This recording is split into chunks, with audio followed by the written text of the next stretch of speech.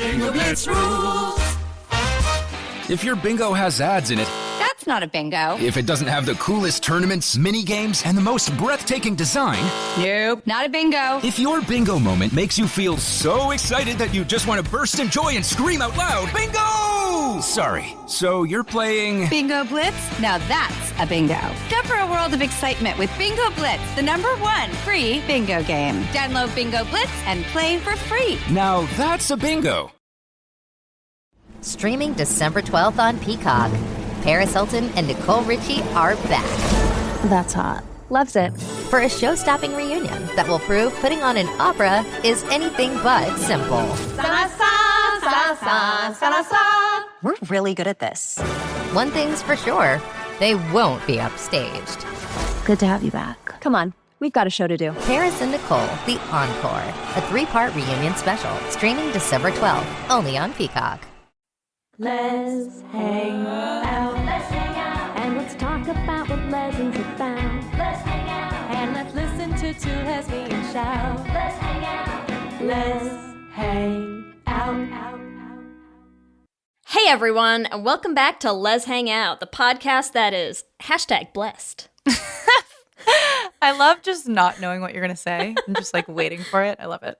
From the West Coast, I'm Lee Holmes Foster. And from the East Coast, I'm Ellie Brigida. To those of you who have been with us through this whole journey, thank you as always for listening. If you're a new listener, welcome. We're excited to have you here. Here's what's happening this week. Since this episode is all about queer identity and faith, we figured a lot of you listening to this particular episode would also really enjoy Latter-day Lesbian Podcast. If you want to know more, here's their trailer. Hey, I'm Mary. And I'm Shelley. From the Latter-day Lesbian Podcast. Shelley, what's our podcast about? It's about an ex-Mormon gay girl just trying to figure out life. Is that you? Are you the ex-Mormon? I am ex-Mormon, born and raised Mormon, got married young, had 7 kids. Yeah, I'm still dealing with that. Yeah, Yep. same. Mm-hmm. Left the church, came out of the closet, got divorced, restarted life. I know, and we kind of unpack all that on the podcast, plus much more. I do, jump in from time to time with something to say. You do. Once in a while, when you let me get a word in. That's been like twice. It's nice of you. You're welcome. On our show, we laugh a lot. Yeah. You think? Laughter is the best medicine. Well, we need medicine because we are healing from religious trauma. The struggle is real. God, lots of it. We have lots of people write in, call in, and we answer questions. We have people on the show. We're very interactive. Lots is going on. So check out Latter-day Lesbian wherever you listen to podcasts. What she said. This week in the Lesdom. This Week in the Lesdom is a place where we can touch base each episode about things going on with the podcast or otherwise. And first, we want to thank all of you. We have 2 new patrons that I want to thank this week. That's Curtis and Amy. If you want to help us hit all of our big goals, like we've said before, at 150, we will start releasing bonus episodes on Patreon. So if you're like, oh, 1 episode a week, not enough for me, then join our Patreon so you can get some extras. It's not enough for anyone. No, it's not. You can do that at bit.ly/lespatreon. We also have so many events coming up that we need to let you know about, starting with one that I know Ellie's going to interrupt me in 3 seconds because she'll be so excited about this, but we are doing a joint event with one of our other favorite podcasts, Bad Queers, and we are going to be doing a Zoom live reaction to Rent. It's going to be so much fun. I cannot wait. Chris from Bad Queers has never seen Rent. And is not into musicals at all. It's going to be the best and maybe also hurt my heart if Chris hates Rent, but I'm excited. If you want to join us, you can get tickets to join us on Zoom with Bad Queers. We're so excited. That is going to be happening at 9 p.m. Eastern Standard Time, 6 p.m. Pacific on October 6th, right here on Zoom. We also, right after that, are going to be at Klexicon. I won't be there, but everyone else from Let's Hang Out and The Flame will be there, so you should all be there as well. So don't miss out. Let's Hang Out. We're going to have Ellie and Kristen there. The Flame, we're also going to have Caitlin and Valerie there. That is happening in Las Vegas from October 8th to October 10th, and I hope you all have the best time. I'm so excited. Some of our patrons were chatting in our Discord chat about meeting up there. So also if you're going by yourself and you want some friends, DM us. Like, we want to help you connect with other queer people as well while you are there. Our October trivia will be spooky queer trivia because, of course, it's October. We're going to be doing all of our favorite horror movies. We're going to do some Fear Street. Yes. We're going to do some Haunting of Hill House. Yes. And we're also going to be doing some Hocus Pocus. We know it's not gay, but it is pretty gay. So get ready for that. That's on October 26th and October 30th. You can find those all on our Eventbrite page. And speaking of trivia, we're just having so much fun with trivia lately that we have more trivia coming up. So we also are going to be teaming up with Realm. If you haven't listened to Realm, I highly recommend starting out with either Elixir or their Orphan Black podcast. And speaking of their Orphan Black podcast, we're going to be doing Orphan Black trivia, sponsored by Realm. It's going to be on November 4th at 8 p.m. Eastern, 5 p.m. Pacific. We had so much fun last time we hosted Orphan Black trivia. We cannot wait to do it again. So get your Sestras. We'll see you there. So excited. And finally, this week in the greater Les universe, I want to talk a little bit about Kate Monig tweeting about Sarah Shahi, about how Kate misses Sarah like Shane misses Carmen. And my heart. Also, like, are we bringing Carmen back? Because please, can we bring Carmen back to Generation Q? All I know is I saw Sarah Shahi's TikTok where she was like, I basically begged to come back, and they don't seem to be into it, which, like, what is wrong with you? Generation Q, what is wrong with you? Bring Carmen back. Sherry Jaffe, give us Carmen! Yeah, they were like, oh, you wanted one of Shane's exes? Oh, this? No, not that. Not that. Not that. Anyways, in other news, Dancing with the Stars going hard this season. We are going to have JoJo Siwa in the first same-sex dance couple, which I'm very excited about. I'm also excited because they're having Mel C on, which is also very exciting. So, also very gay. Also, are JoJo Siwa and Mel C dancing together? I don't think so, because don't they have to dance with Yes, like, they do have to dance with one of the professionals, but like, let's just change people? Everything and pretend that could happen. Screw the rules. Yeah. The rules. I love it. That's what's happening this week. Back to you, Ellie and Lee. Thanks, Ellie and Lee. We are excited to bring you episode 2 of season 5, Hottie of Christ. We are joined today by a very special hottie. I can't do it. I cannot. We are joined today. Thank you for that beautiful intro, Lee. We are joined today by Andy Frederick. Andy is a podcaster, voice actor, and all-around chaotic genderqueer individual. You can hear them on Ending Pending, Force Friends Rewatch, and as the voice of June on Good Neighbors. Andy, thank you so much for hanging out with us today. Hey, what's going on? Thanks for having me. We're so excited. Very happy to have you. We were on Andy's podcast, Ending Pending, to talk about our favorite show, Teenage Bounty Hunters. So you should check that out if you have not listened yet. And as we were talking, I was like, we have to have Andy on the show. So we reached out, and Andy is here. And we're so excited to have you talk to us about queer identity and faith, Hottie of Christ, as Lee says. Yeah, I have not been called that before. I kind of like it, though. I'm going to get like a business card. I think you should. I'm so here for it. So we would love to start the episode. You have a pretty unique journey with your queer identity and faith. Can you tell us about it? And, 2 hours later, we'll start chiming in. So I need to preface this with like my ex-evangelical credentials, because testimonies, if you've been to like an evangelical church, you have heard some like ones that are too good to be true, and you've also probably like just like being a person who gets the news have seen like scandals of so-and-so lied about their testimony. So I gotta preface this by saying my first concert was Reliant K. Hawk Nelson opened. I saw the Donut Man live. He came to my church. I saw Carman literally fight a dude dressed as Satan at one of his concerts. Wow.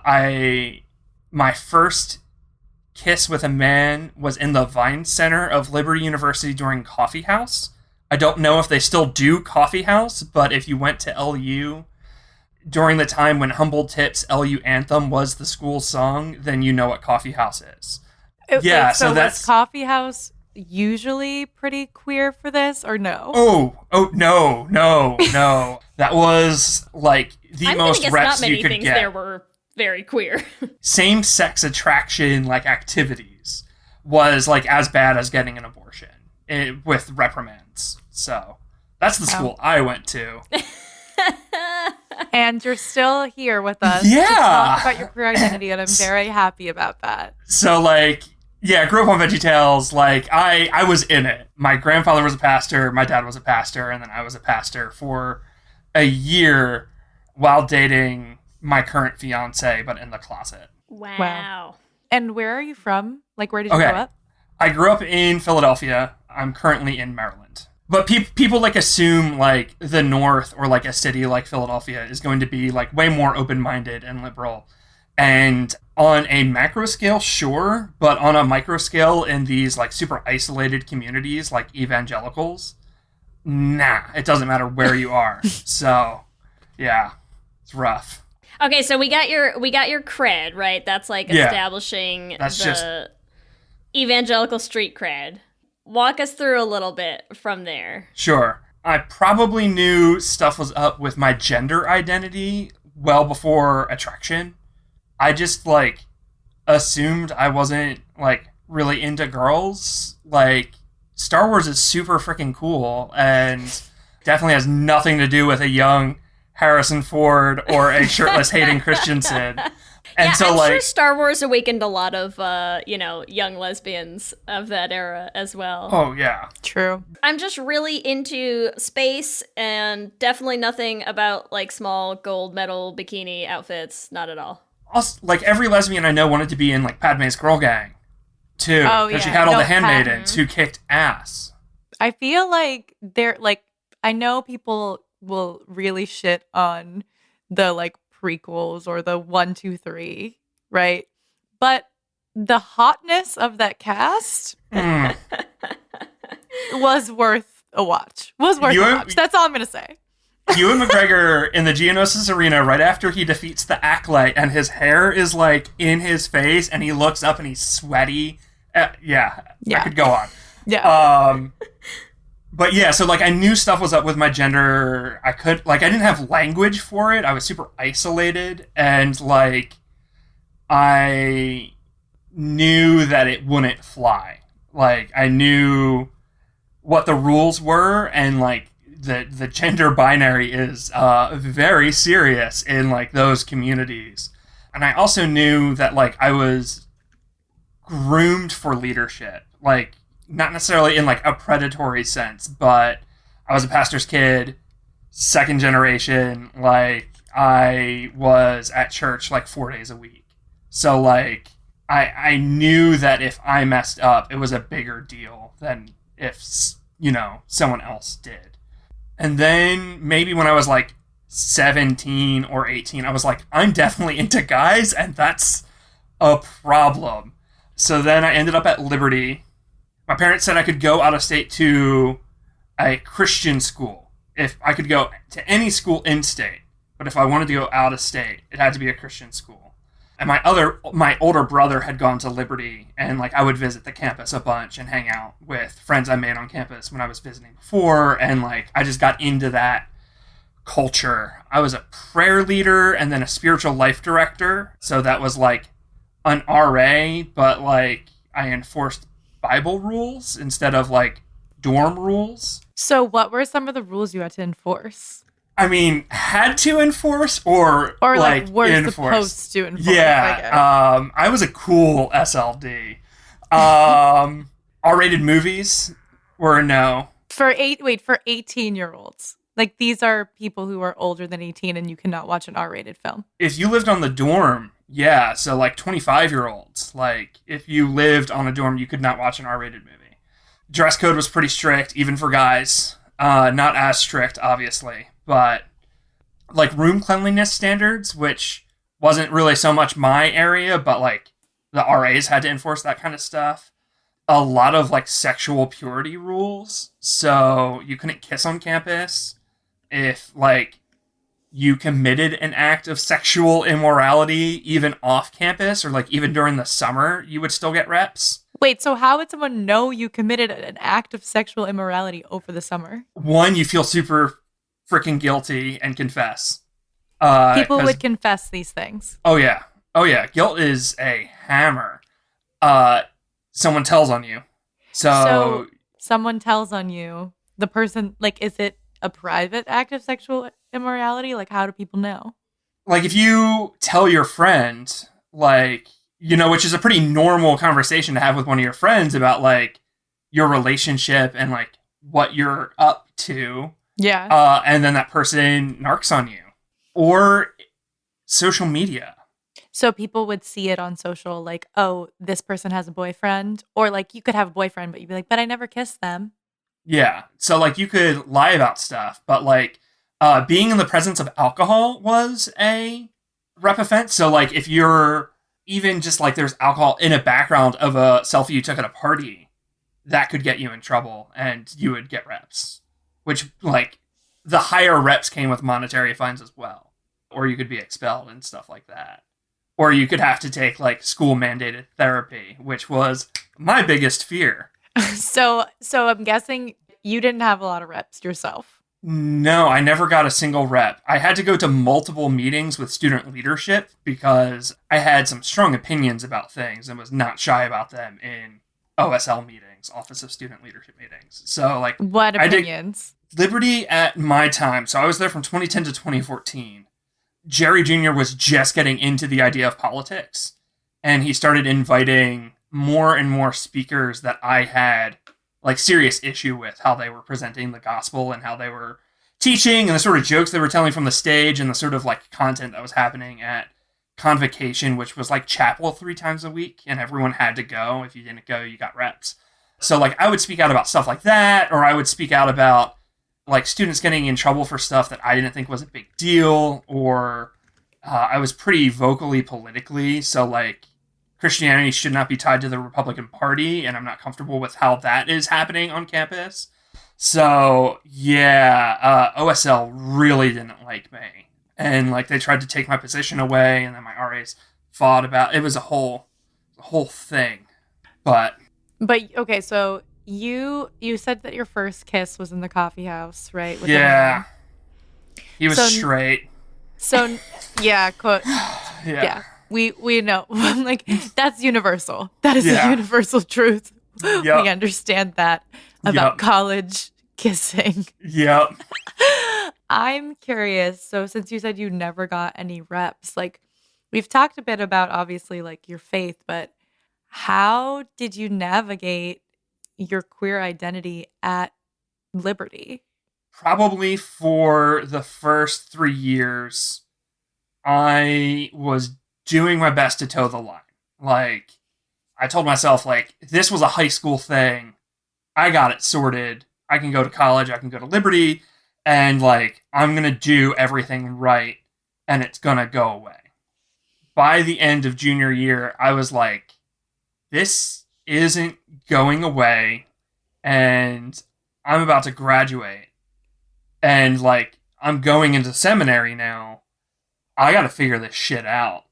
So senior year was really me tackling scripture and conservative voices on the issue. I didn't want to read any liberal leftist voices and trick myself. So I was like, what does John Piper say on this? What does Francis Chan say on this? What does John Calvin say on this? Like, I'm going to read every book from every well-respected theologian that I can get my hands on about this stuff, whether that be like my gender identity or my sexual orientation.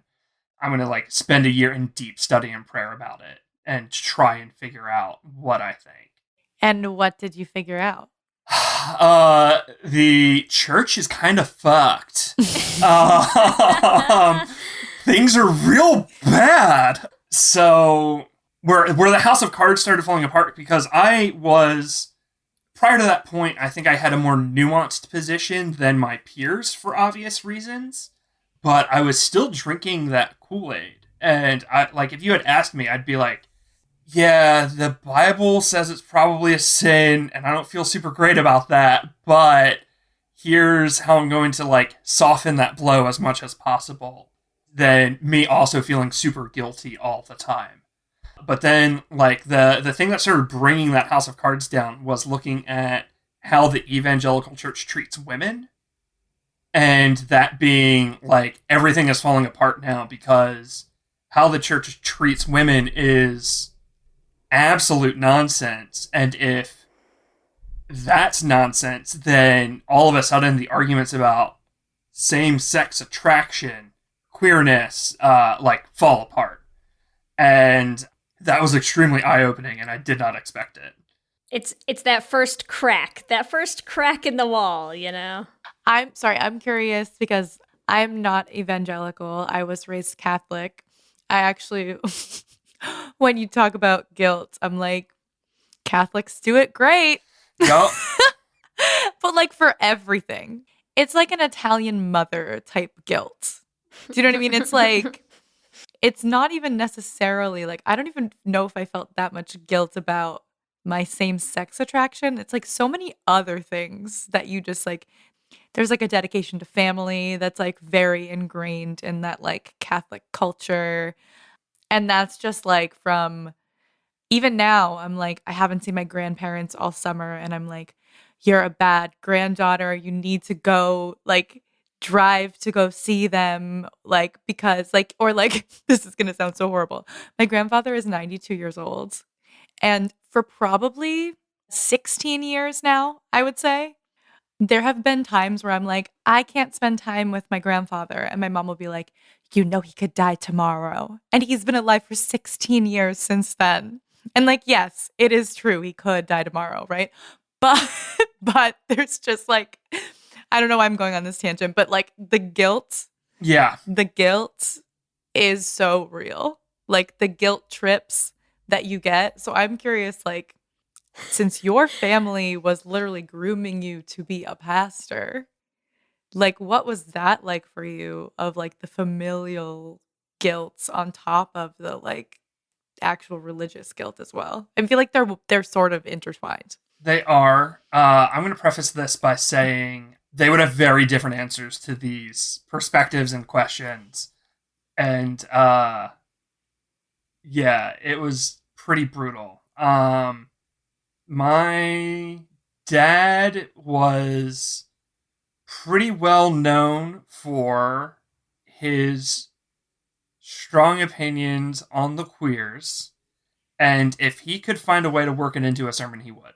Faggot was a pretty common word in our house. No one in my family would have said it in public because that's like low class, but behind closed doors, yeah. So dealing with the fact that I wasn't just anyone studying to be a pastor, I was a legacy. I was the third one, and kind of dealing with that pressure, and then also knowing that like this is a deep-seated thing in my family. There are opinions on this. Was rough. It was very confusing. Like, part of me knew they were talking about me when we're watching America's Got Talent as a family and there's a gay contestant, and then now all of a sudden we're talking about the liberals and the gay agenda, and don't worry, Bush will get them, or, you know, what have you, or God, where's Reagan? It's just like, oh boy, yikes, this sucks. I knew there was a time limit. I knew that like their love had a stopwatch attached to it. And I was the one holding that stopwatch. I could keep their love as long as I didn't hit stop. At the same time, I'm miserable not hitting stop. It sucked. Yeah. is the short answer, I guess. A lot of words to say it sucked. It's also surprising because, like, with that upbringing, with that like the family history, with like the path that you kind of know that you're on. Like, I'm wildly impressed at tossing out there like, oh, and here was my first kiss with a dude in college. Like, I feel like so many times, you know, people who have the like the evangelical backgrounds, the Mormon backgrounds, like those are the people that are, you know, like realizing in their 30s, 40s, beyond. Like, there's just so many stories, I think, of either desperately trying to repress it, deny it, like push it down. Like, it sounds like this was like a very conscious realization and awareness. And like, how did that kind of get to that point, like, so early? And because even now, I mean, that was not that long ago, right? No, I came out 5 years ago, and everything kind of burned down. But I was like out a little bit probably by like 21. So like whatever year I graduated, 2014, I'm 30. So like, I don't know, 7 years ago, I graduated, and like I was I guess I still am. I'm into cosplay, so like I go to Comic Cons and like dress up as characters. Mm-hmm. And I made some queer friends because it turns out if you play dress up as an adult, you're probably pretty gay. Oh yes, like conventions are the gayest thing you could ever go to. So gay. You do get to kiss a lot of boys at Comic Con. It's great. That's how I met my fiance. I met at Comic Con. Amazing. Yeah, we have a very nerdy love story. He proposed at LARP. It's a whole thing. I love it. But yeah, so like I graduated, I was still going to Comic Cons, and I met a group of queer people who were from my area, and we were into the same stuff, and we became friends, and their house became like a safe haven for me. I was out there. I would leave with like a duffel bag in my car, get to their house, go straight to the bathroom, change, and then spend the weekend hanging out, or spend the night hanging out. And so it really was like this kind of like Peter Parker situation of like living this double life. Probably Clark the like Kent, but make it gay. Yeah. I mean, all superheroes are inherently queer. Like, and like Captain America and Spider-Man are inherently trans men. Like, you will never take that away from me. But probably the weirdest situation was like at one point I was a pastor. I was dating Evan, and people in the church kept trying to like set me up with their daughters and granddaughters and stuff. And I was just like, oh, you know, I'm like Paul, I'm called to a life of singleness. Like, I'm just not interested in dating right now. I'm like texting Evan, like, it happened again. But my brother and his girlfriend, like, lovingly set me up on a blind date that, like, and like surprised me with it. And so, like, I was on a date with this lovely librarian woman who was just a good Christian woman, just really looking for a husband. And she was a total sweetheart. She was great. But, like, I'm texting Evan at dinner, like, babe, like, I think I'm on a date right now. Oh, my God. Very nice gesture. She was lacking certain things, and I don't think I was a good fit for her. But bless her heart. I love it. I'm rewatching Sense8 right now, and all I can picture is, like, season 1, like, early episodes, Leto being like, my heart belongs to another. Yeah, that kind of energy, but at a very evangelical dinner is what I'm picturing. Yeah, I just I got a heart of service, you know. I'm too busy reading scripture to date. Imagine how Paul would feel if he knew he was like a convenient beard now. I know, he'd be pissed. He'd be so mad. Let's actually talk. I'm like, while we're on the subject of Paul, let's talk a little bit. You probably know better than us, but let's talk about what the Bible does actually say about LGBTQ people. What your thoughts? You're here to speak for all churches now, so you're welcome. My perspective is that the evangelicals are already breaking their own rules, so it doesn't really matter. Like, we can get into an argument about the Greek words that Paul uses and how homosexual didn't show up until like 1948 or some shit like that. like, we can argue about that, and, like, unless you speak Greek, getting down to the language, like, what's the point? And, like, so many of these people who are arguing about it, I'm like, oh, cool. Did you look at the original text under a microscope? Because I did, bitch. Like, let's argue, okay? Well, I'm sure, too, when you were grappling with this, like, knowing that you're queer, you're like, let me search this thing to, like, reassure myself or, like, tell myself, okay, maybe it isn't okay. Like, I'm sure there was plenty of, like, deep dives you were doing. Oh, absolutely. Like, I was looking at the original manuscripts, like, and studying the Greek, and, like, why did Paul make up his own word there? There's a Greek word for homosexual. The Greeks are very familiar with it. So why would Paul invent a word? And he's taking the word bed and essentially, like, crime, and he made his own word out of those words. So what does that mean? That can mean any number of things. If he's using Greek and he's talking about bed and crime, I mean, I don't know if homosexual is probably, like, what he's arguing for. But Paul is there, like, a Greek word where you could be like bed and, like, spend more time there than straight couples? Like, you could make that kind of argument for, like, homosexual more strongly. No? Okay. Maybe. Bed and good. Like, actually good. Good and bed actually having orgasms. What's like that Greek? We need that word. Enthusiastically good time and bed. So that sounds like Paul to me, I think. Yeah. Paul is an asshole, though. Like, Paul does suck. I think Paul is, like, every queer Christian kid's, like, first bully. Like, Paul is not a good dude. His treatment of women is abhorrent. So, like, again, it feels weird to, like, try and argue against Paul because he has so many other problems with him.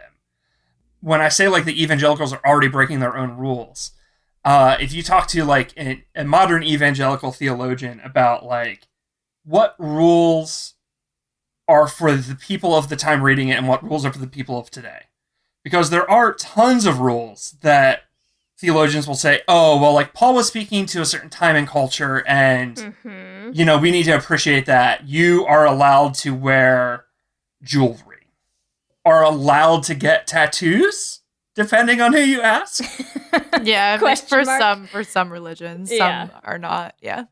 Another hot take: the word shouldn't be tattoo.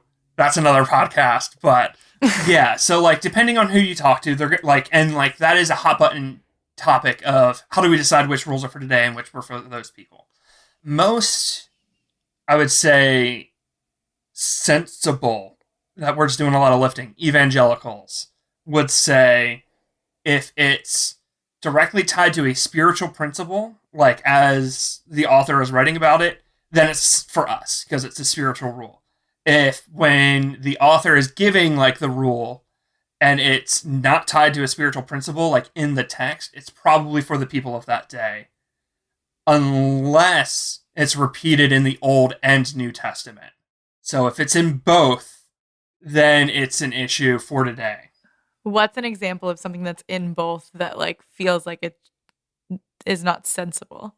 So, like, I'd say, like, a pretty sensible one would be something like blasphemy. Like, sure, if you're a person of faith, you shouldn't use the name of God in a disrespectful way. I don't think saying, oh my God, is blasphemy, but, like, if you were to use God as, like, a cudgel to win a cheap argument or to win an election. Wow, I can't think of any people who might, like, do something like that. It sounds awful. Yeah, I would say that is blasphemy, and that to me makes sense. It's in both. One that maybe doesn't make sense, that's in both, I would probably, like, shooting from the hip, bring up queerness. Yeah. So, like, that is in both, arguably.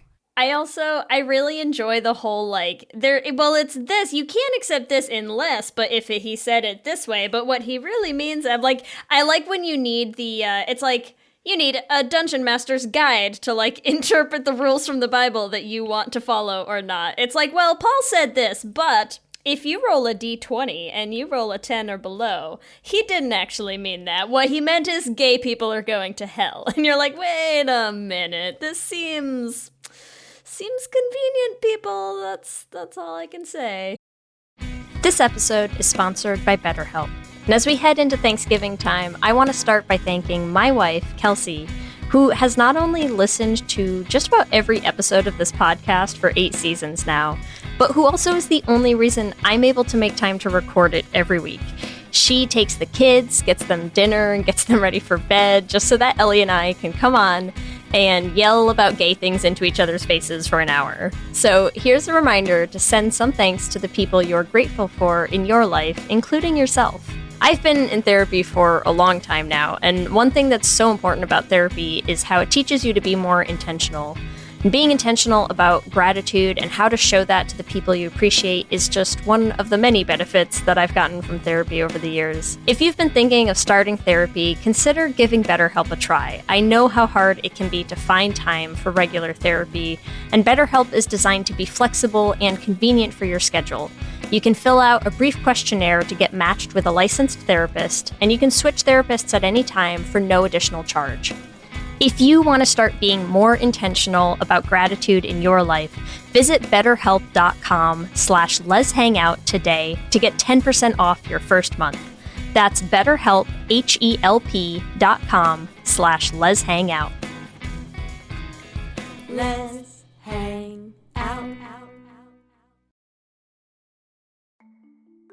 For many businesses, the holiday season can be both an exciting and stressful time. With so many balls in the air, one thing you definitely want to know you can rely on is how you're selling your products. And with Shopify, you can rest easy knowing it's the home of the #1 checkout on the planet. Nobody does selling better than Shopify. And when it comes to successful brands like Aloe, Allbirds, or Skims, an often overlooked secret is all the things that go on behind the scenes that make selling, and for shoppers, buying, simple. For millions of businesses, if you take a peek behind that curtain, you'll see that Shopify is what makes it all possible. Shop Pay boosts conversions up to 50%, so that's more happy customers and way more sales going.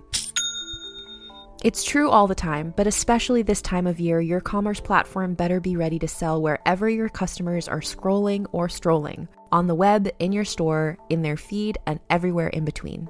Businesses that sell more sell on Shopify. Upgrade your business and get the same checkout we use for Realm merch with Shopify. Sign up for your $1 per month trial period at shopify.com/realm, all lowercase. Go to shopify.com/realm to upgrade your selling today. Shopify.com/realm.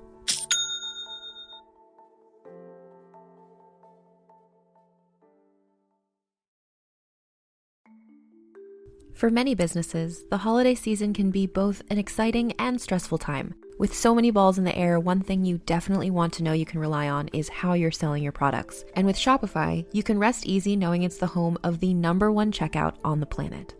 Nobody does selling better than Shopify. And when it comes to successful brands like Aloe, Allbirds, or Skims, an often overlooked secret is all the things that go on behind the scenes that make selling, and for shoppers, buying, simple. For millions of businesses, if you take a peek behind that curtain, you'll see that Shopify is what makes it all possible. Shop Pay boosts conversions up to 50%, so that's more happy customers and way more sales going.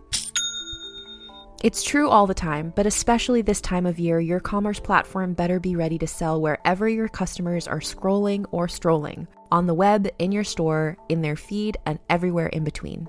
Businesses that sell more sell on Shopify.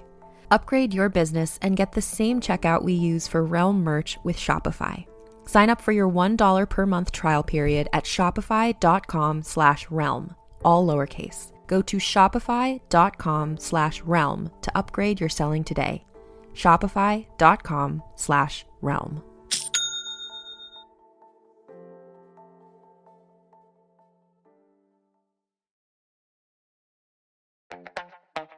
This episode is brought to you by Skinny Pop Popcorn. Perfectly popped, endlessly delicious. oh so light and crunchy. Skinny Pop Original Popcorn is the snack you've been searching for.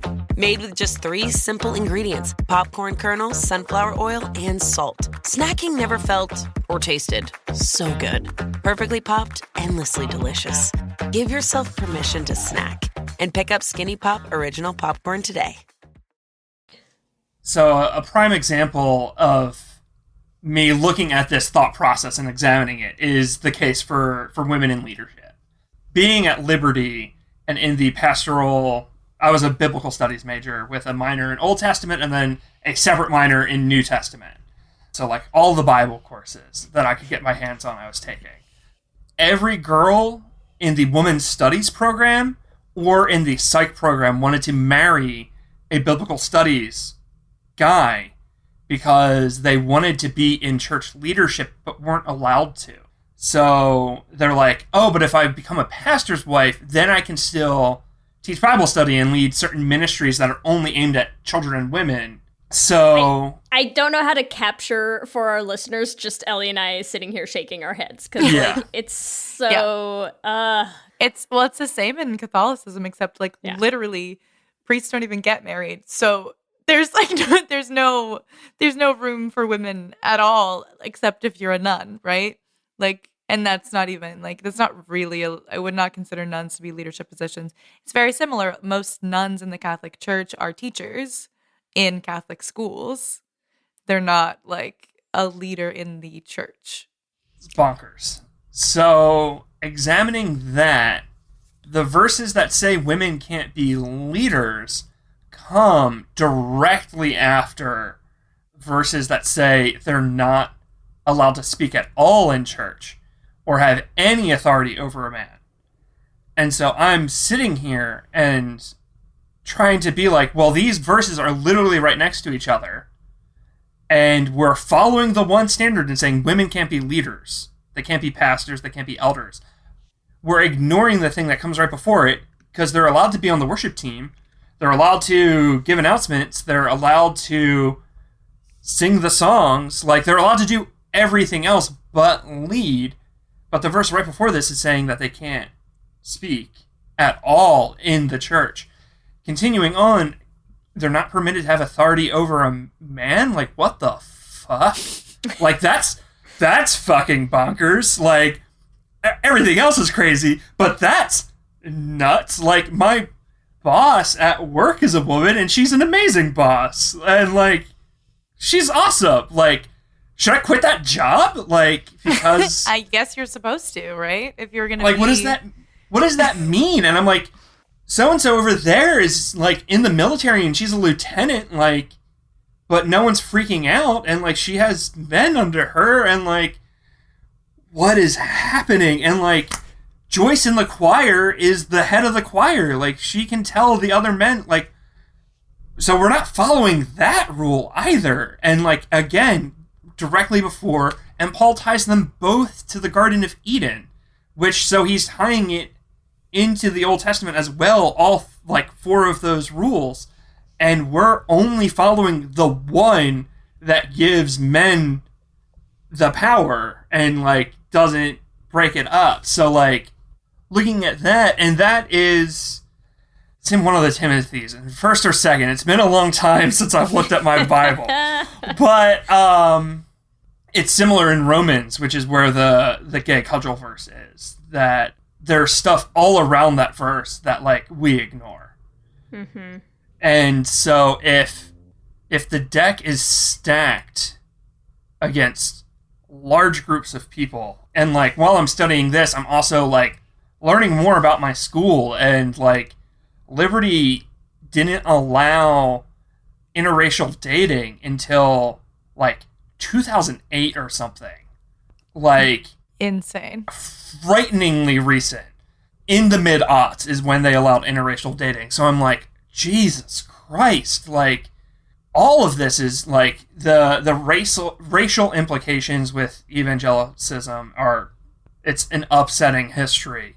And then, like, the stuff with women is a mess. Then, like, I'm carrying all this energy into, like, looking at queerness too, and, like, it's all falling apart on itself. I'm just seeing that meme with like, all the branches of the brain just like exploding. Mm-hmm. This is because once you break down the woman issue, the treatment of women in the church, like everything else falls apart.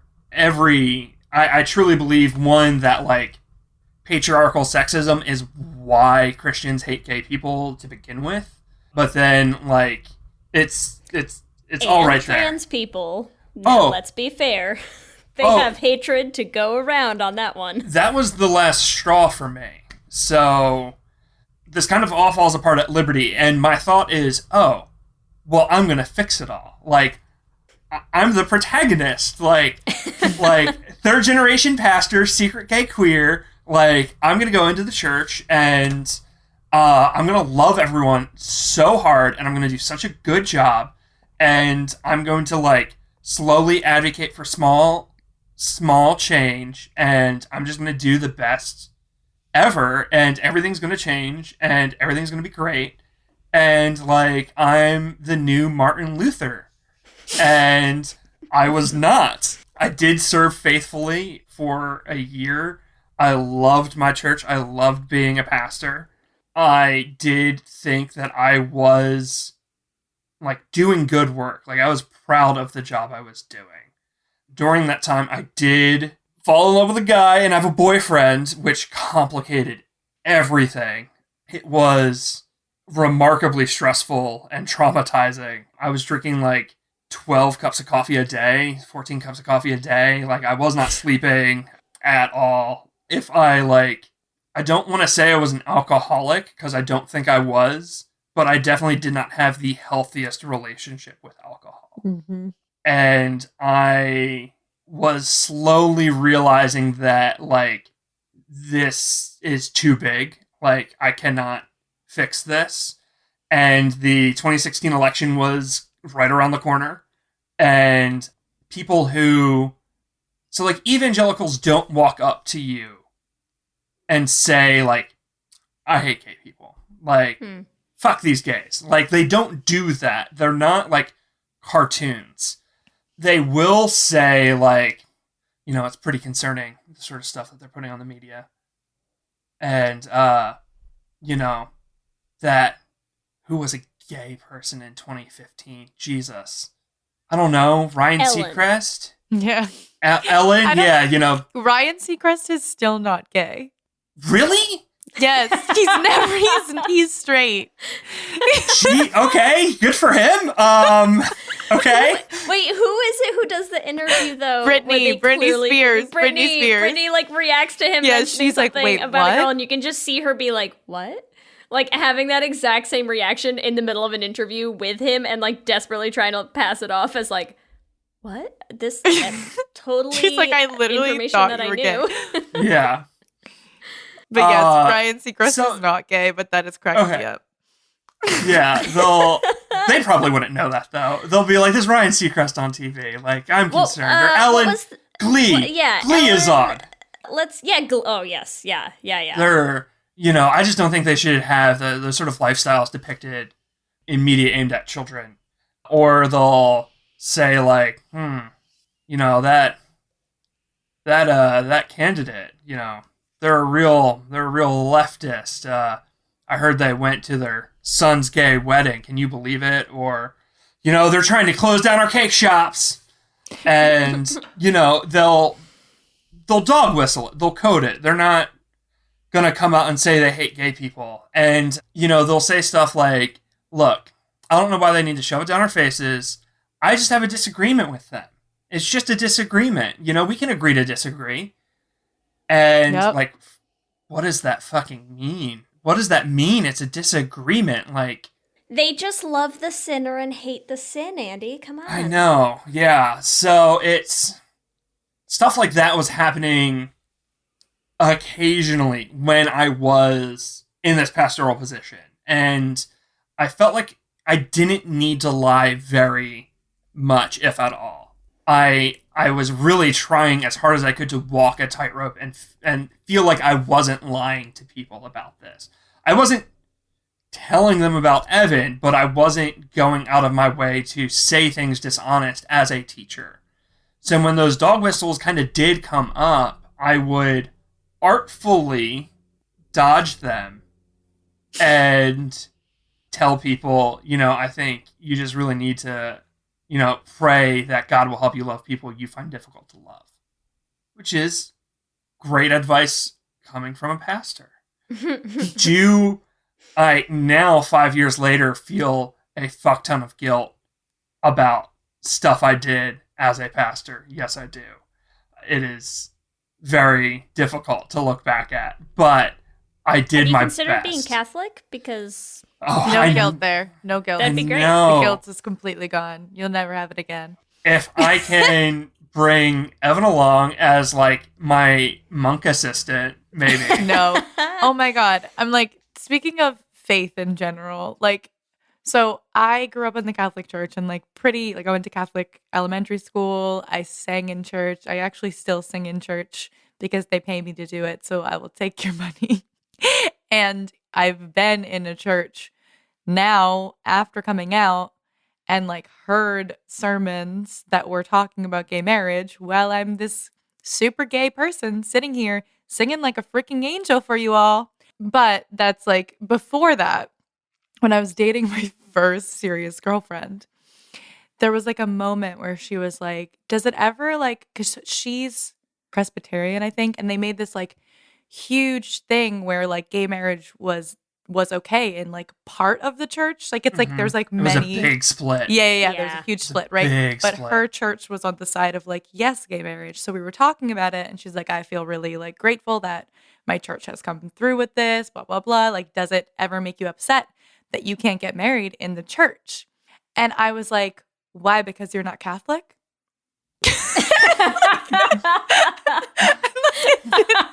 It did not.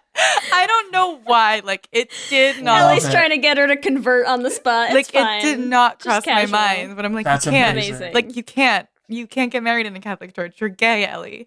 I was just for me in my brain, being raised Catholic, it was more of a big deal for someone to not be the same religion as you than to not be because I've had my aunt and uncle, my aunt converted to marry him. There was a huge thing, right? It's a thing.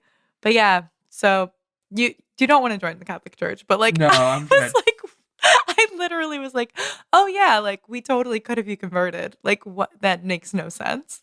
But maybe that's a good jumping off point, because I do want to talk a little bit about, I know we could spend another hour discussing the here's how the churches be awful.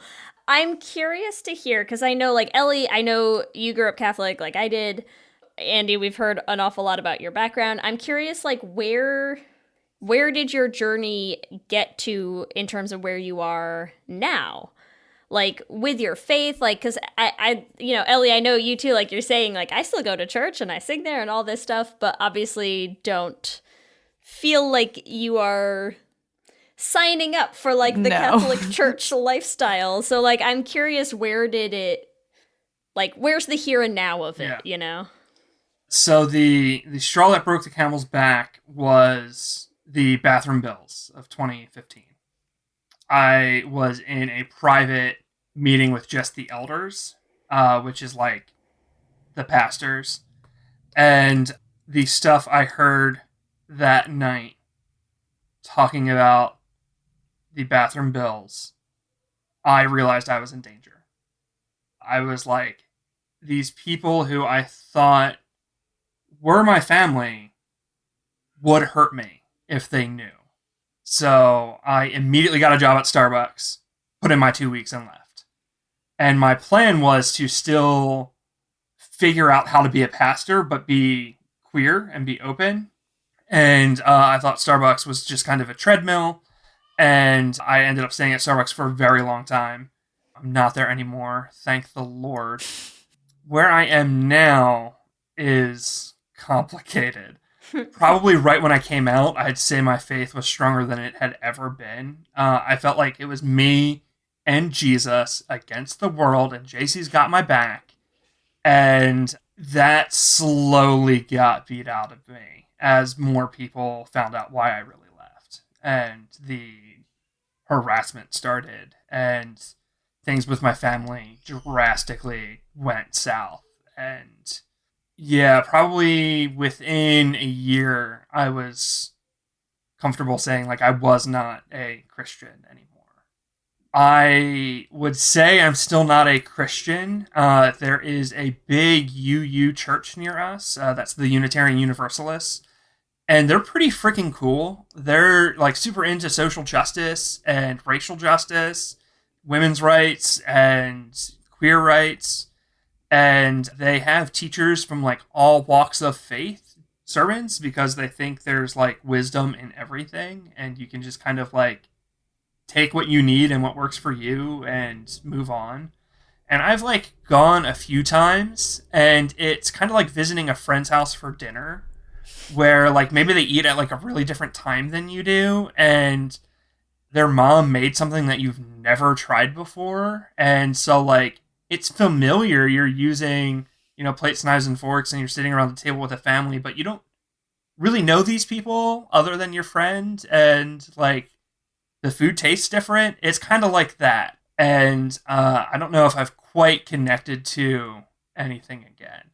So that's a long answer of saying, like, I'm pretty sure I'm an agnostic now.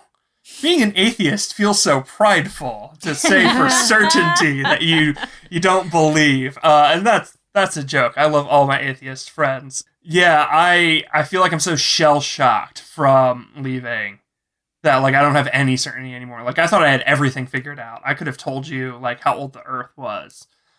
12,000 years old, of course. And that was a liberal view, just so you know. I was not one of those weirdos who thought it was 7. But, yeah, I don't know anything anymore. Yeah. That's okay. Ellie, tell me about you. I feel like we should do, like, a round the table. A round robin. Yeah, around the virtual Zoom table. Yeah, I mean, I guess I feel like similarly to you, Andy, in the familial aspects of the church. I was very involved in it, not to the extent that you were, obviously. But like, I grew up with a lot of the people from my church. For me, because the Catholic Church is interesting to me personally, like at least my experience with the Catholic Church, because it's like overarchingly, the Catholic Church is against same-sex attraction, right? And people, but even I think didn't the Pope say something new? I don't even know. I don't know. Like Yeah. I'm not keeping up with it as much anymore. But like the people that were in my immediate circle and who still are in my immediate like church familial circle all know that I'm gay and like are good with it. Like not like secretly not good with it, like they're good with it. You know what I mean? Especially because I know, like you're saying, like you're in Philly, which is like big metropolitan area, but like I'm in Boston, and like in at least my church in Boston, there are just like a lot of gay people who like were so involved in the church, and it's not as gung-ho, which is why even when that sermon happened, so like when I was sitting in that sermon about gay marriage, like this might have been like 2 or 3 years ago, I was surprised because like it was not actually really the norm that I was used to growing up. Like we always had priests who maybe like they wouldn't talk about gay things at all, really. Like they wouldn't really talk about like, I guess you can call it politics, but like not. But like they would just do sermons on like, here's the gospel, and like it's like love your neighbor as yourself, and let's talk about this whole thing about loving people and blah blah blah. So I've had more of a positive experience with my church locally, but I think for me, I can't reconcile being Catholic with the overarching views of the church. So for me personally, I like definitely still like have some of those beliefs of like I do feel like there's like a higher power. I do like believe in heaven and all of that kind of stuff. I just like don't think that I honestly don't think like anyone wouldn't get in, and maybe that's like dramatic, right? But like I just am more of like, I like the 10 Commandments, and like I think about those things of like helping others and like being a quote unquote good person more so than like being a good person according to the Bible and like these like specific, very like strict tenets. If that makes sense. It sounds like it's still part of your like culture. Yes. That is the thing that I haven't been able to like escape. Like, the Christmas story still slaps, and like Prince of Egypt is incredible, and like there's just certain ways like I tell jokes that are very evangelical. Like when I started listening to my brother and me, I immediately was like, these guys are ex-evangelicals. Like, I knew it because of like how they said certain words. I knew it. I knew that they knew who the Donut Man was. Like, I knew they had watched VeggieTales. So, like, there's still part of my brain that, like, I know I can't, like, scrub it out. It's in that DNA still. And it's weird not, like, having it be a serious part of my life, like with you, but, like, still having some of those trappings. Yeah. It's hard to ever get away from some of that, you know? I mean, because I think I'm a similar place, Ellie, where like having also grown up Catholic, having done I think a lot of the same stuff that like you kind of talked about, Andy, without probably the same level of detail and like academic rigor of it, you know, but like doing the same thing, like coming out in high school and realizing like, wait a second, this isn't gonna fly so well with my chosen church. And even, I mean, same thing, like my personal church community was super accepting and very, you know, open arms, even if I think, you know, at the core beliefs that they held probably still landed on the Catholic Church position on things. But it's not like I grew up as one of those people who was the way that I think a lot of evangelical churches like really hammer in this like super anti-queer ideology in that way. It wasn't like that, but there was still that awareness of like, my question for myself was like, can I be gay and be Catholic? And I think that was like an obvious like, well, no. But I had to answer for myself, like, can I be gay and religious, Christian still? Like, what do I actually think the answer is? And like, and went all through college, basically, like not really focusing on my faith in a community sense, you know, like I think it was something I was still figuring out and doing my research on and deciding where I landed on a lot of stuff personally. And when I left college, moved to Boston for grad school, and I had a friend recommend to me a church that she was like, hey, you know, if you wanted to check out a church, there's one that I bet you'd actually really enjoy if you ever wanted to go. And I did. And they were incredible, just incredible. Shout out to The Crossing. But it's a church called Radical Welcome Church.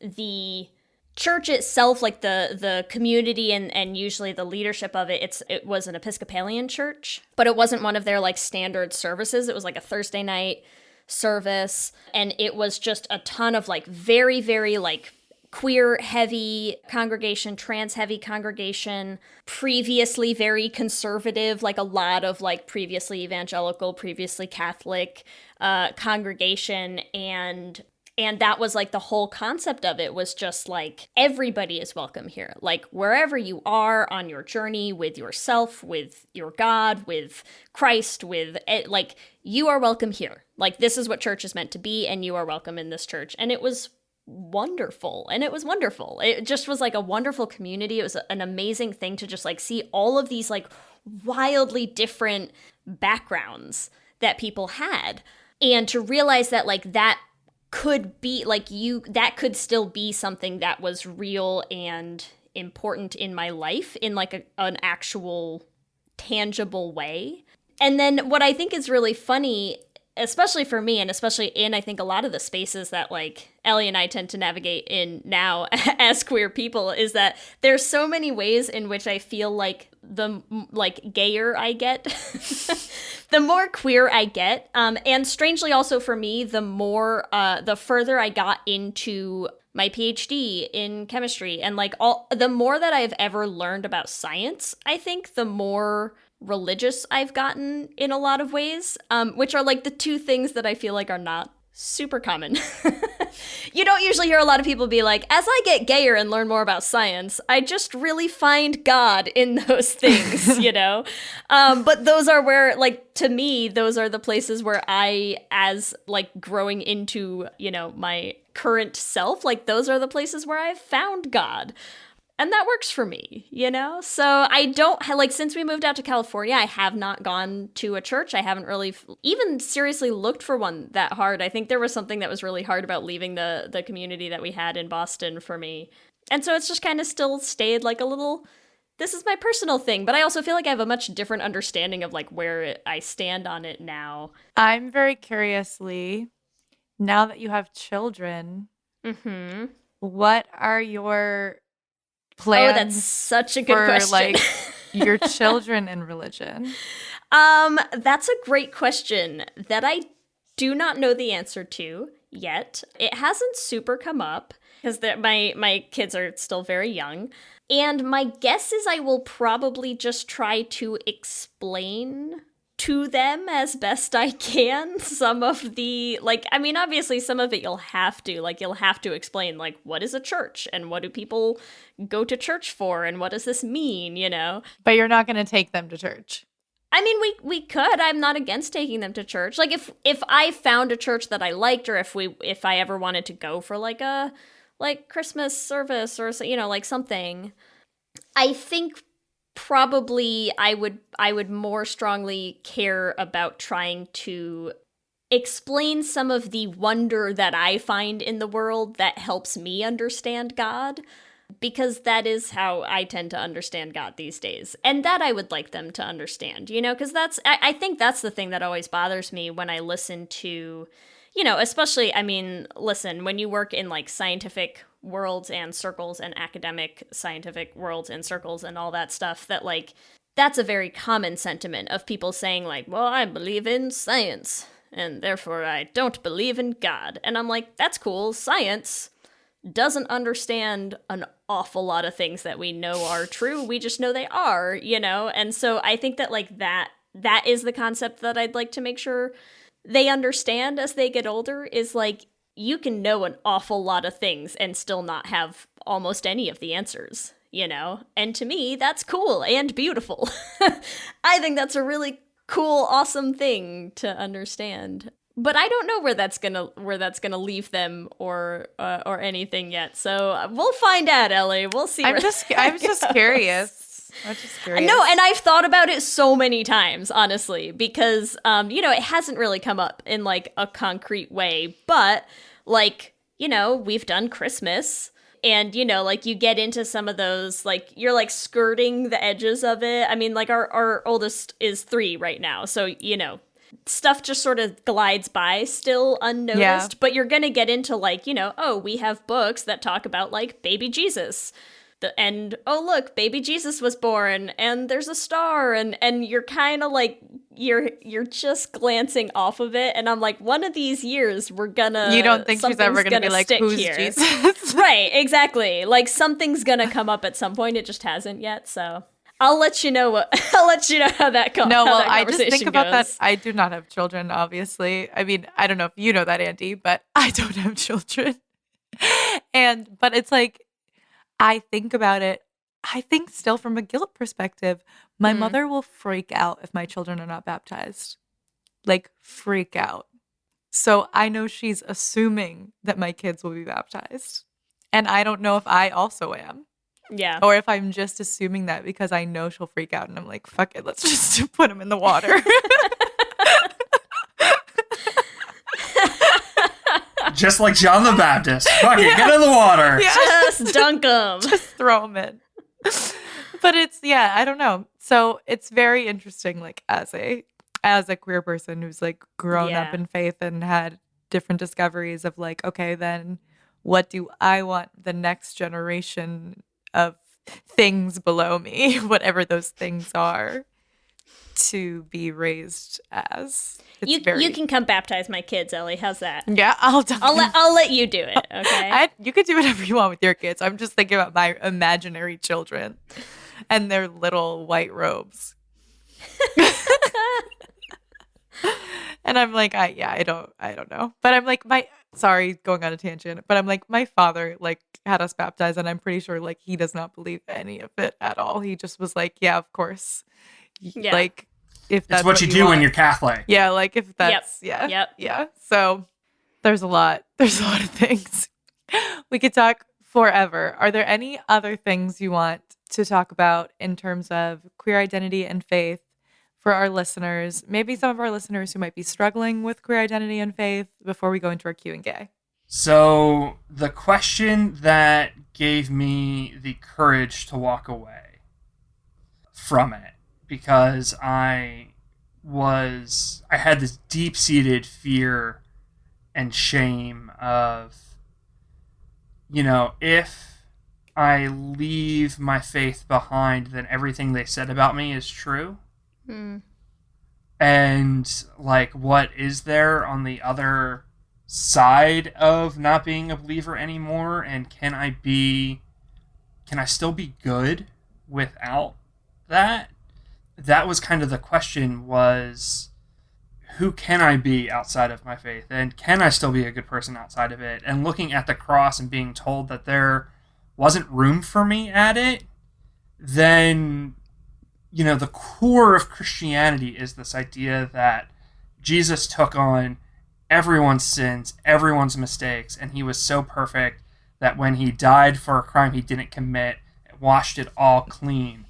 And if at the end of the day there's a rope in front of that and a guy saying, oh, well, not for you though, and not those oopsies. Those oopsies are too big of oopsies, and blood of Christ doesn't cover those ones. Like, offer may not apply in the small print. It's like, that's horseshit. Like, if it doesn't work for everything, then it doesn't work for any of it. Then what's the point? It's not good at that point, and I don't want any part of it then. And kind of walking through that and realizing that outside of my faith, I can find myself, and I don't need to be perfect.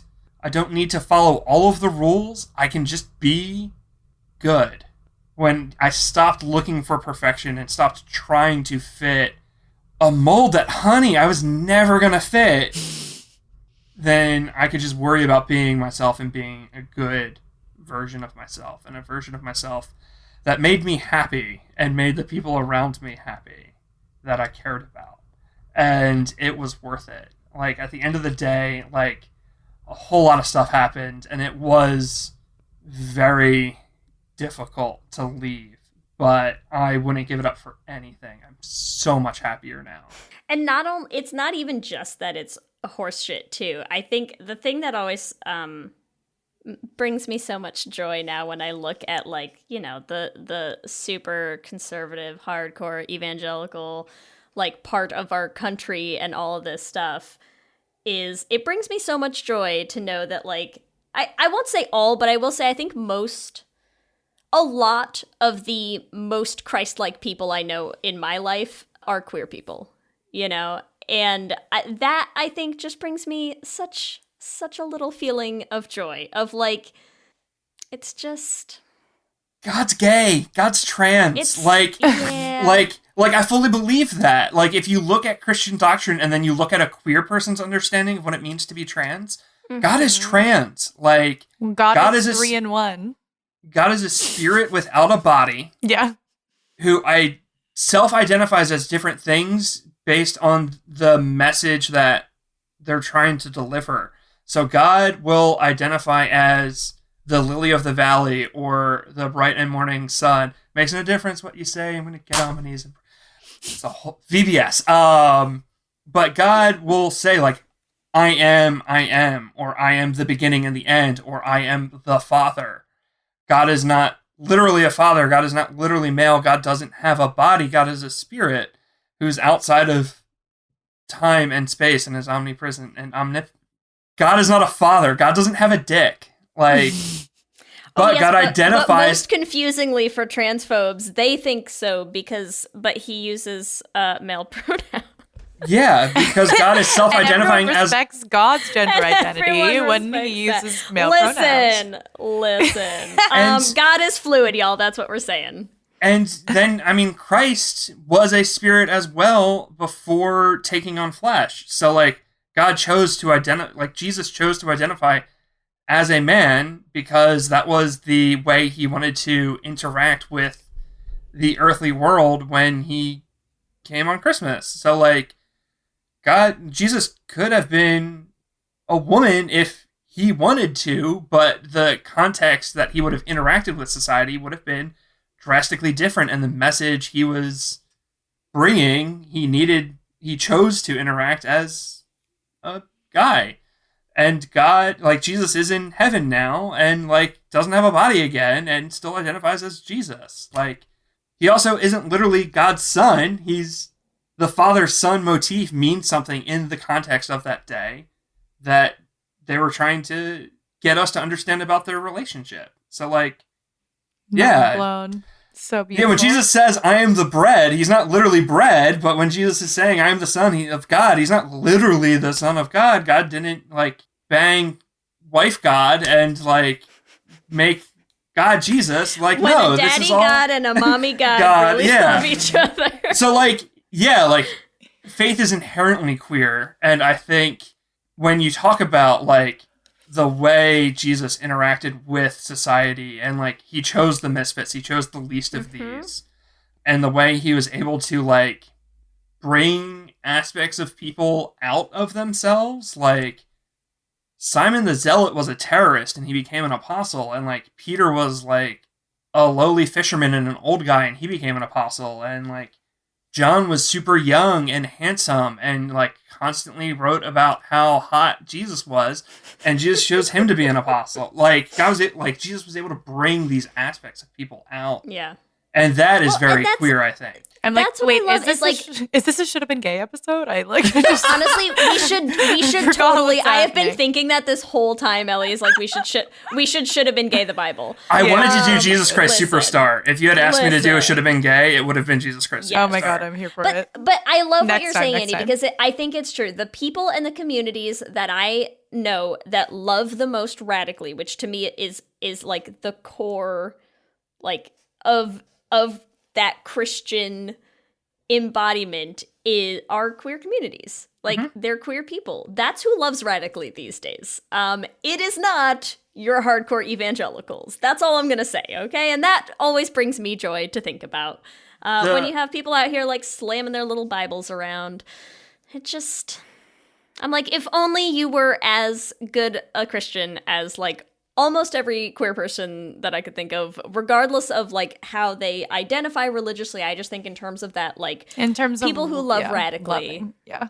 When you look at how, like, community care happens in queer spaces, especially, like, the early church would, like, sell their possessions and then spread that wealth amongst the community to make sure everyone was being taken care of, especially the widows and orphans who evangelicals do not care about anymore.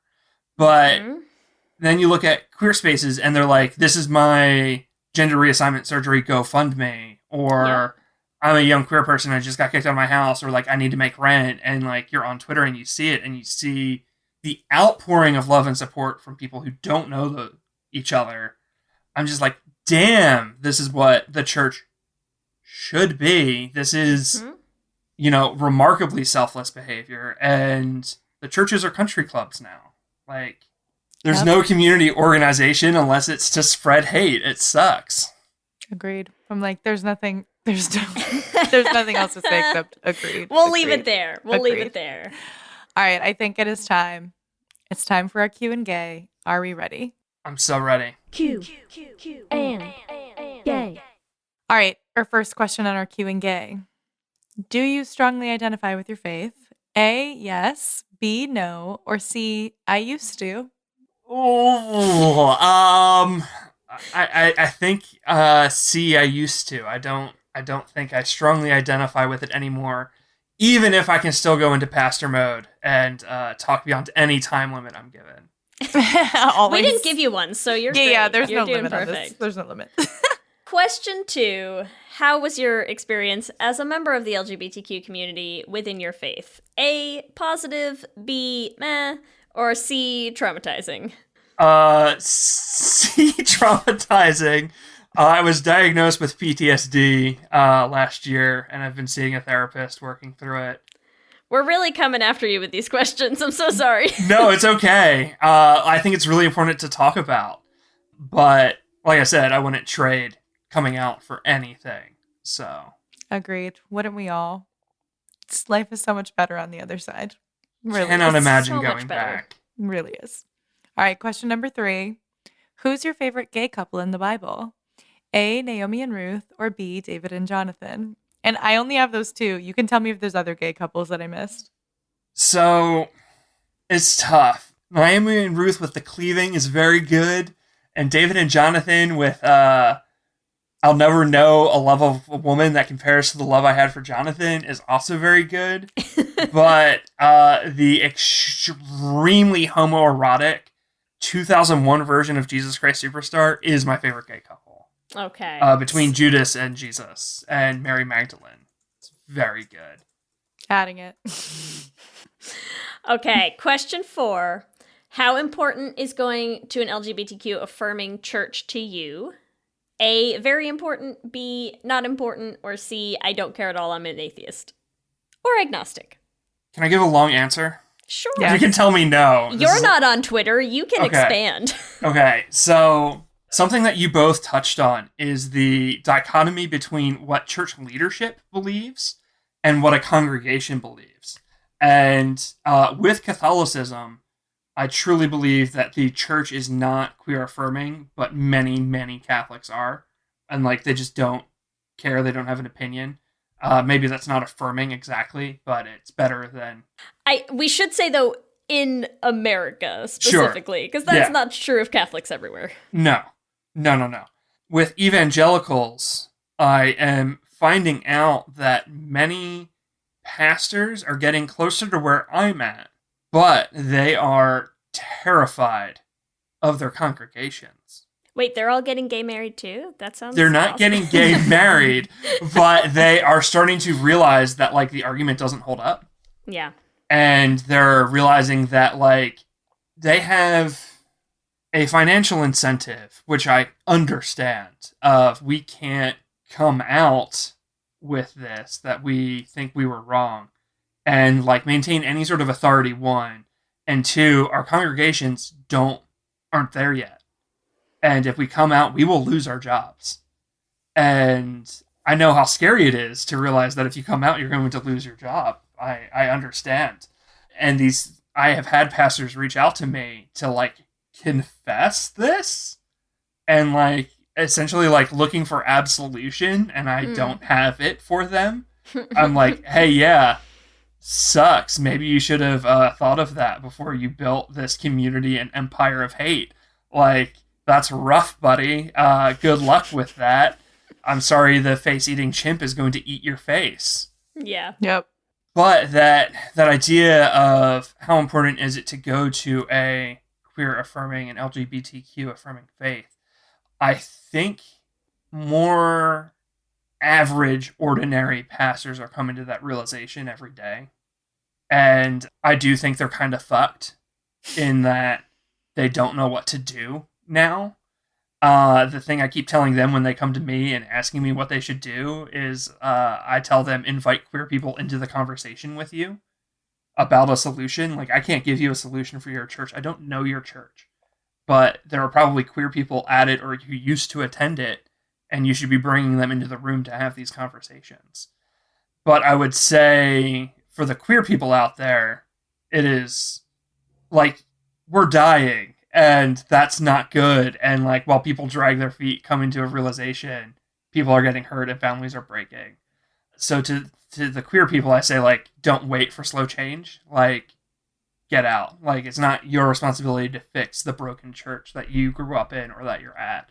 Get out and find people who will rally around you and love you for who you are, because you're amazing and you're worth it, and a loser bad t-shirt can't send you to hell, like to quote Semler, who's an amazing lesbian songwriter, and I love her.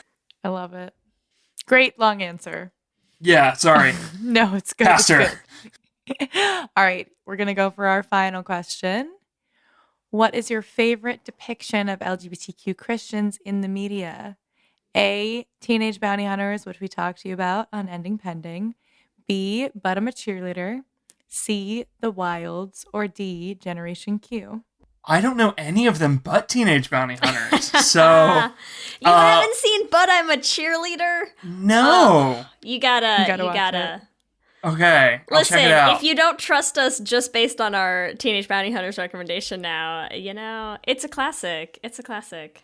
I'm like forever in your debt. I'm like Chewbacca to your Han Solo because you introduced me to Teenage Bounty Hunters, and it's so damn good. Yeah, I can't imagine anything topping it. Anyway, to be fair, as I'm looking at this list, it is Teenage Bounty Hunters. Like, that's the correct answer, even if you've seen the other ones. But still, remember, for those of you out there, you can give us your own answers to this episode's Q&A questions on our Twitter at Let's Hang Out Pod. Andy, thank you so much for spending time with us and being so open about your story. Where can our listeners find you on social media? So on Twitter, I am at a One Hat Town. It's a reference to the movie Brothers Bloom, which I really like. And then I am on a couple of podcasts that were mentioned at the top. So I do a podcast with my fiance and my best friend called Ending Pending, where we discuss TV shows which only lasted for a single season, like Teenage Bounty Hunters. I am on a Star Wars podcast, but I don't suck. And it's called Force Friends Rewatch.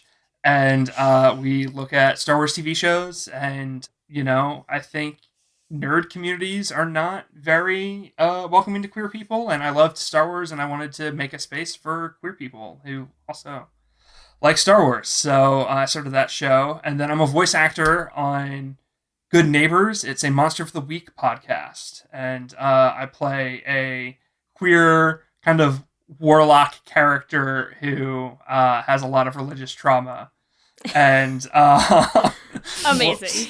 Sometimes you write what you know. Can identify. And, yeah. They really care about their community and realize that monsters are attacking it. So they made a deal with a powerful, dubiously moral individual for dark magic powers to protect their community. Super cool. I love that.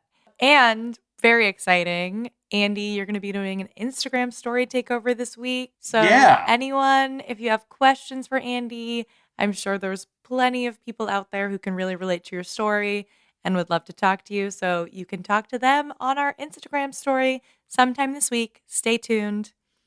Andy, thank you so much for hanging out with us. It's been amazing. Thank you so much for having me. I think we had said 9 to 10:30. And we nailed it. I was worried about time this entire time. We crushed it. Nailed it. Got it in one. Thank you so much for having me. I had an absolute delight. Let me hear you say hip, hip, hip, hip, hip, well, yeah. We love hearing from all of you. We love continuing to build this community. So we just want to shout out some of our favorite things every episode. And starting with a big one. Any of you who follow us on social media, you probably saw that campsite delivered, and we finally got our flame billboard up in New York City. Ellie got to go and see it in person because she's the only one of us who lives close enough to drive. But we still got to see all the pictures and see our faces and our names up on a billboard, a literal billboard, like a Times Square billboard. So cool. And it's insane. It's crazy.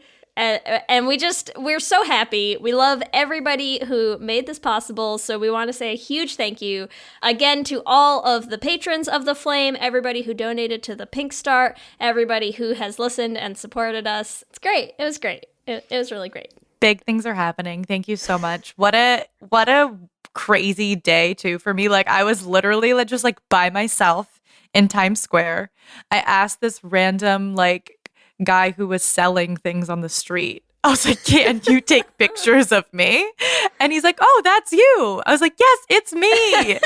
That's why I need you to take a picture, please. And it like only played right for like 10 seconds, right? So I'm like, and then it would switch to another one. Picture. All right, next.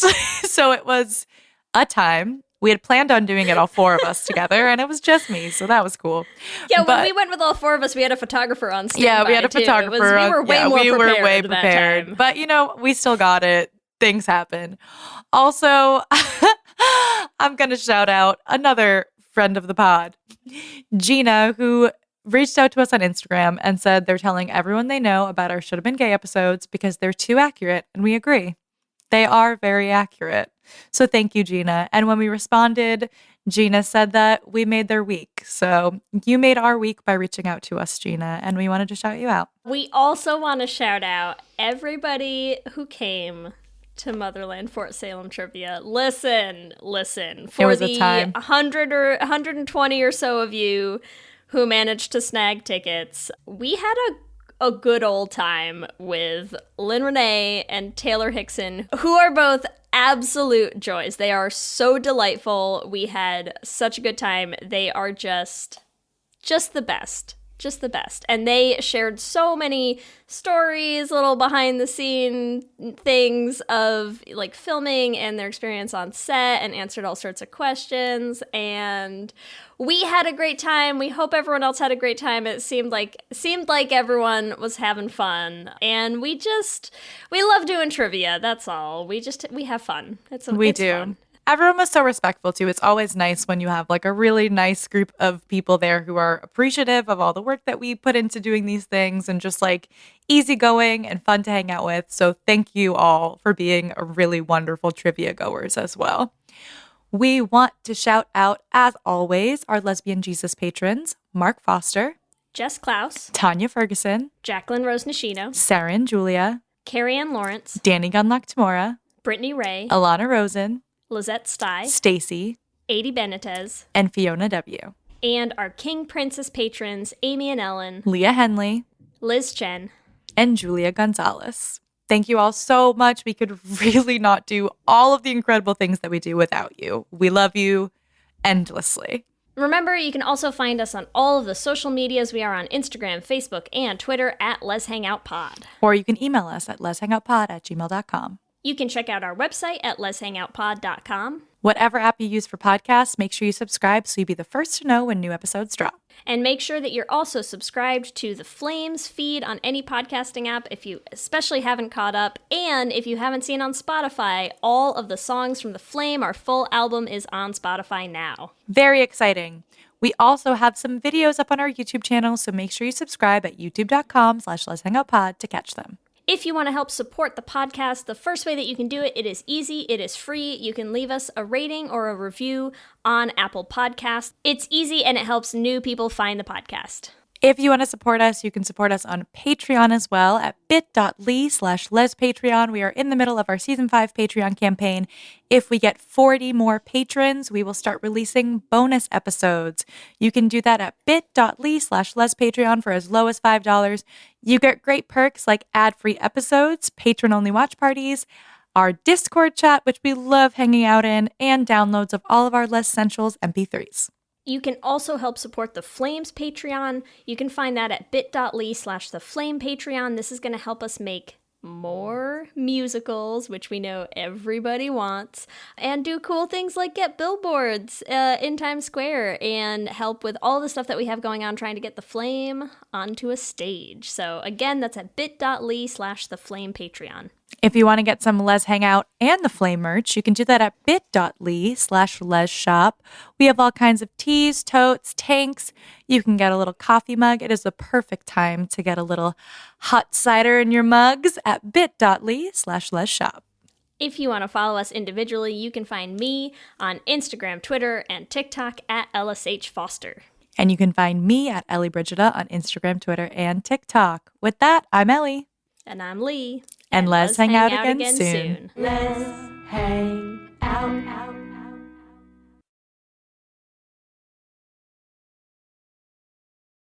Buffet brawlers, glory holes gone wrong, cannibalistic castration cabins, public poopers? These are just a few of the crazy topics you'll hear covered on Excuse Me, That's Illegal, the pettiest podcast around. Whether you need a break from all that murdery true crime stuff, or just enjoy hearing hilarious stories told in a unique way, I got what you need. I'm Leroy Luna, your fearless host/chauffeur. So come hop in my minivan and let's go for a ride. I promise you probably won't be disappointed. Excuse Me, That's Illegal is available on Apple Podcasts, Spotify, basically everywhere you consume podcasts, with new episodes dropping on the 10th, 20th, and 30th of the month, baby!